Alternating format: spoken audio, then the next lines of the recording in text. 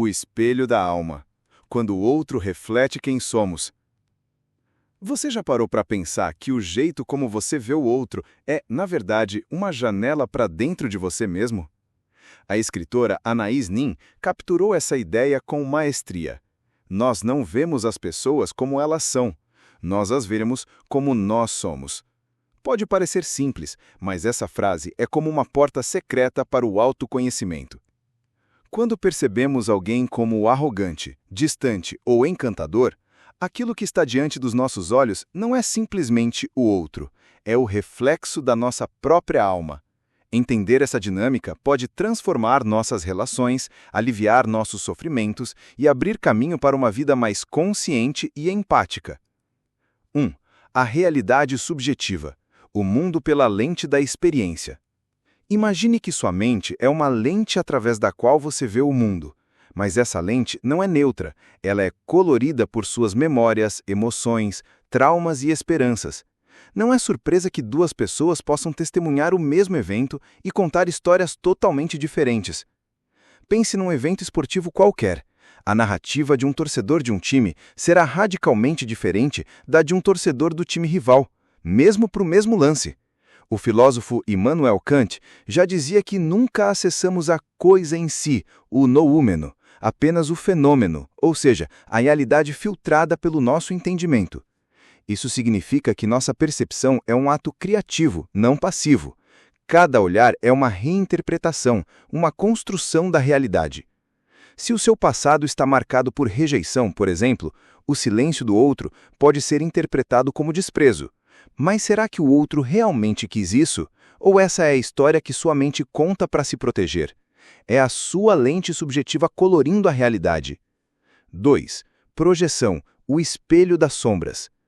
O psicanalista Carl Jung nos trouxe a noção poderosa da projeção, um mecanismo psicológico onde aquilo que rejeitamos em nós mesmos é visto no outro. Se sentimos raiva de alguém, pode ser que essa raiva seja um espelho daquilo que não aceitamos ou reprimimos em nós. Por exemplo, se você vê alguém como arrogante, talvez sua própria insegurança esteja se manifestando nessa percepção. Esse mecanismo é uma defesa do ego, que tenta proteger nossa integridade negando aquilo que acha ameaçador dentro de si. No cotidiano, isso se manifesta em discussões familiares, no trabalho, em filas de espera, em pequenos e grandes conflitos.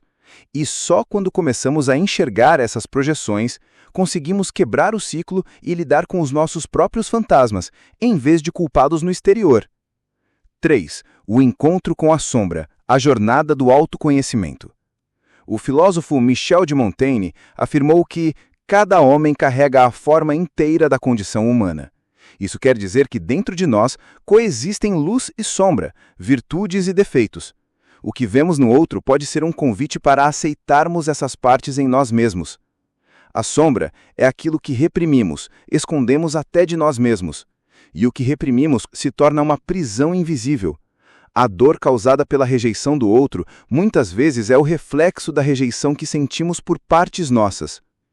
Aceitar isso não é fácil, exige coragem para olhar para dentro, para aquelas áreas embaçadas do espelho que preferimos evitar. Mas é o único caminho para uma percepção mais clara e livre dos outros, e para uma verdadeira integração do eu. 4. Do julgamento à empatia, transformando relações. Quando compreendemos que o outro é um espelho, o julgamento perde força. A raiva, o rancor e a frustração perdem seu poder de nos dominar. No lugar do conflito, surge a possibilidade da empatia. Não aquela empatia superficial, mas a empatia que nasce do reconhecimento da humanidade compartilhada. Imagine um vizinho barulhento. Em vez de odiá-lo, você começa a se perguntar: o que em mim está sendo ativado por esse barulho?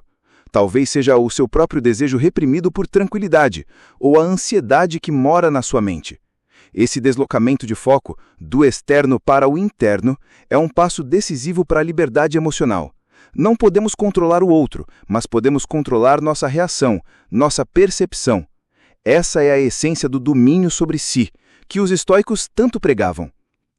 5. A prática da consciência, o caminho para a clareza. A prática de olhar para dentro, de observar nossas emoções diante do outro, é um exercício diário, Pode ser feito em um momento simples, uma conversa casual, um conflito no trabalho, um elogio inesperado. Quando sentimos algo forte, podemos nos perguntar: o que essa emoção está me mostrando? Que parte de mim está se revelando?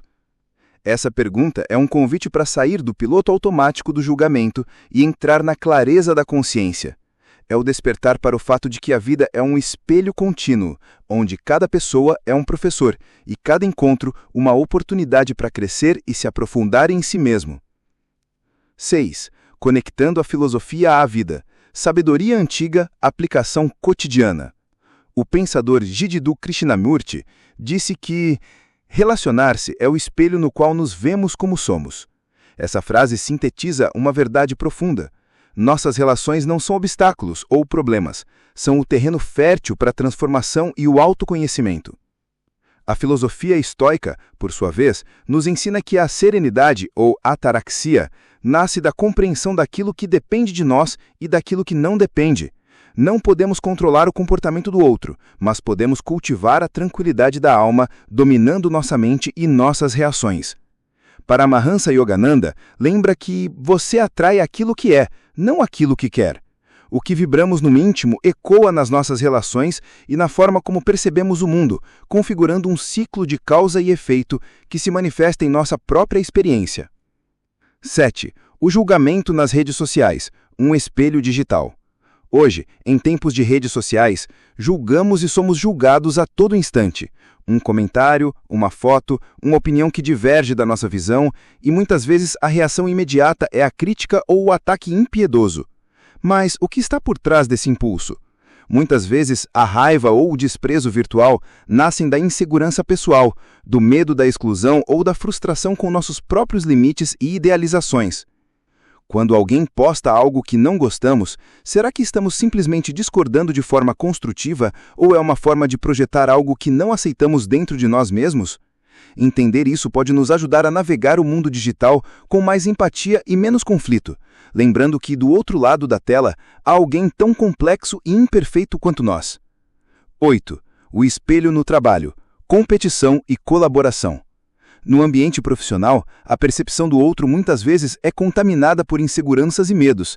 Medo de ser ultrapassado, de não ser reconhecido, de perder o posto. Em um ambiente competitivo, essas projeções podem ser ainda mais evidentes. Por exemplo, se você acha que um colega é competitivo demais, pode ser que essa percepção nasça do seu próprio medo de não ser suficiente ou de não estar no controle, ou talvez de uma parte sua que anseia por mais reconhecimento e não sabe como expressá-lo. Esse entendimento pode abrir espaço para um relacionamento mais colaborativo, onde o foco não está na competição cega, mas no crescimento conjunto. Reconhecer que o outro pode estar lutando suas próprias batalhas internas ajuda a construir pontes em vez de muros. 9. Família, onde as projeções são mais fortes. As relações familiares são dos campos mais intensos para a projeção. Por sermos criados em ambientes carregados de expectativas e histórias antigas, é comum vermos nossos pais, irmãos ou filhos como problemas externos, quando na verdade, muitas vezes, são catalisadores de nossas próprias questões internas.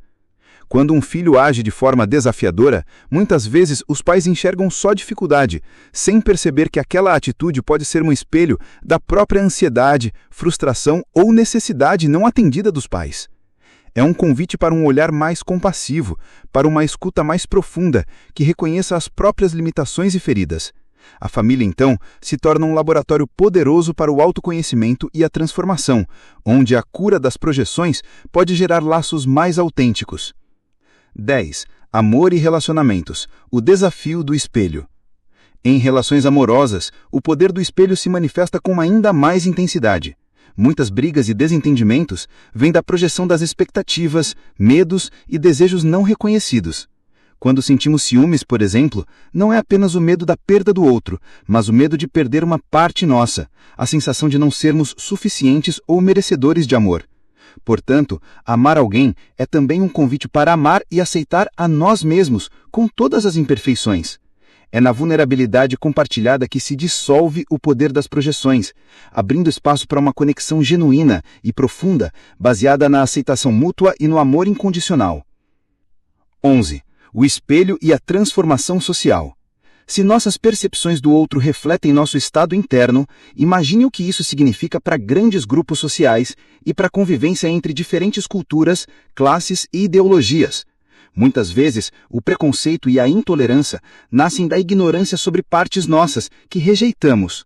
O inimigo externo é um espelho da sombra coletiva. O medo do diferente, a insegurança diante do desconhecido, a incapacidade de integrar o que é alheio. Esse entendimento pode ser a base para uma ética da empatia e do respeito, onde o diálogo e a escuta substituem o conflito e a exclusão.